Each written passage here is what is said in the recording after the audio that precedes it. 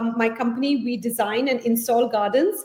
And I have a team of people. We have carpenters who build like custom raised beds in different sizes, in our signature look with trim on top and the corners. And of course, we line them at the bottom with hardware cloth so the gophers and the rats and the voles can't dig in from underneath. We also do fencing. Josh has been having some burrowing rodent issues. Am I right, Josh? Yeah, I did not put in hardware cloth, and I had really tall raised beds. They were like 31 inches. I was like, there's no way they'll burrow all the way up to there. And then first time it's happened in like 3 years of having them, but just one by one, my carrots were like, it was like Bugs Bunny, like pulling them out and left little holes. So I've got to dig them out, put some hardware cloth. Or there was a product I was looking at, I don't know if you've heard of it, called Permatil, which is like this rocky substrate that they won't eat through. So I was thinking about like mixing that into the soil to see this year if it would deter them. Are you having pressure from like deer or anything like that? Do y'all have deer in like in that area in New Jersey? I think the New Jersey, I would say people's pets should be a deer. It should be the literally the state animal of New Jersey, because the deer are everywhere. And they're insane in New Jersey. What's that, Phil? Well, I grew up out in Pennsylvania, so like, and I had a lot of friends in New Jersey too, and I thought there was a lot in Pennsylvania, and then I went to New Jersey, and I was like, yeah, my gosh, literally there's so many. It's insane. I mean, it's insane. You can see them, like literally we see them every day crossing the road, like literally. But yeah, so I do have to have a fenced in vegetable garden. Without a fence, it would be impossible. I know that they would like gobble up everything.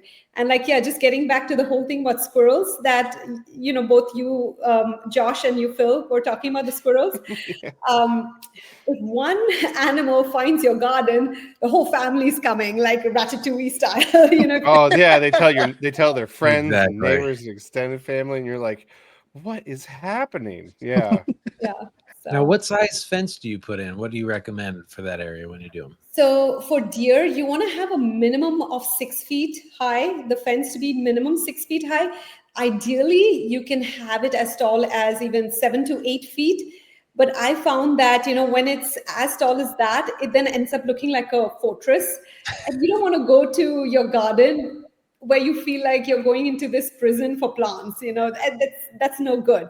There's so many clients who want a garden with a fence, and they're like, Resh, we should be covering on top as well. I'm like, no, that's a jail. That's not a garden. Because you want to, you know, allow the pollinators to come in. You want the birds to come in, and that's important too.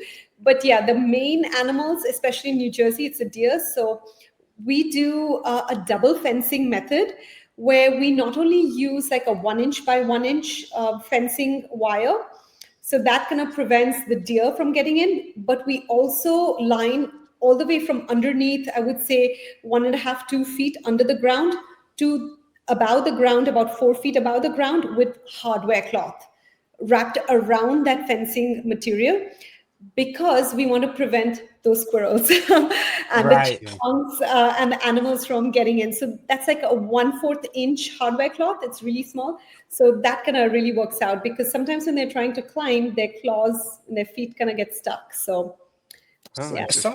Someone had told me that, like, I think we might have talked about this last time, where I think we talk about deer and fencing every time we come on, because it's such a topic. Like, because we did a fall garden talk this past Saturday, and people were asking about deer resistant plants, and I'm telling, if they're hungry enough, there's nothing that's deer resistant. They'll eat anything. They will eat anything. But for people, if there are any, you know, listeners out there today, and they want to know, like a lot of herbs like rosemary, lavender, even, you know, they're deer resistant.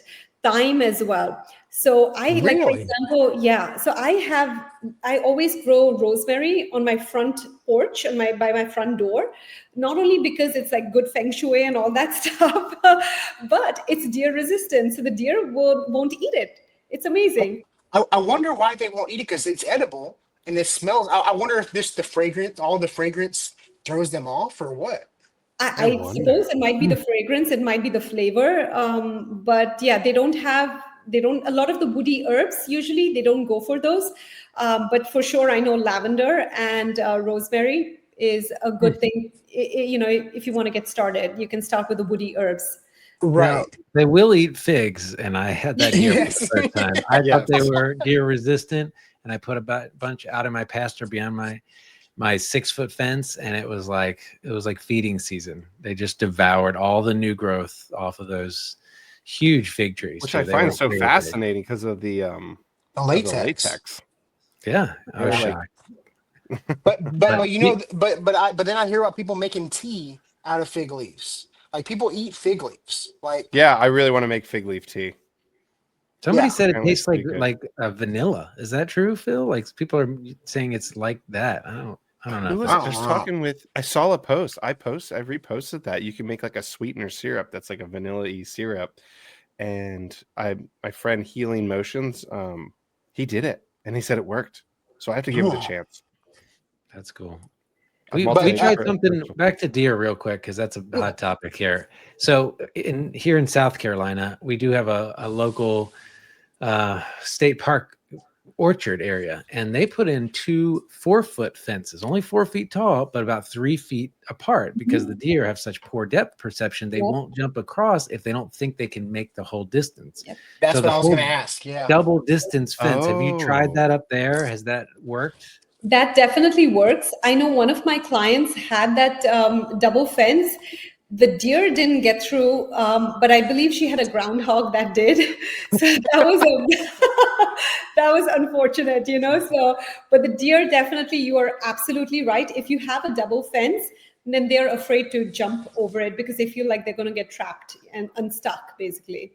Yeah. That is probably one of my favorite Instagram channels. It's called Chunk the Groundhog, and it's that guy up in New England, and he has a game camera, and it's literally just a groundhog that comes and eats his tomatoes every day, and it stands right in front of the camera. It's probably my favorite Instagram channel. I love that so much. He must be picking up the tomatoes and saying, "Thank you for leaving them for me." Yes. Well, and they're big, aren't they? Groundhogs are huge, aren't they? They're big. Yeah. They're like they can. Yeah. Because in Pennsylvania we had them big. We don't have them down here. I don't think. I don't see them. That's nuts. Yeah. Punxsutawney Phil or whatever from Yeah, Groundhog Day. exactly. Yeah.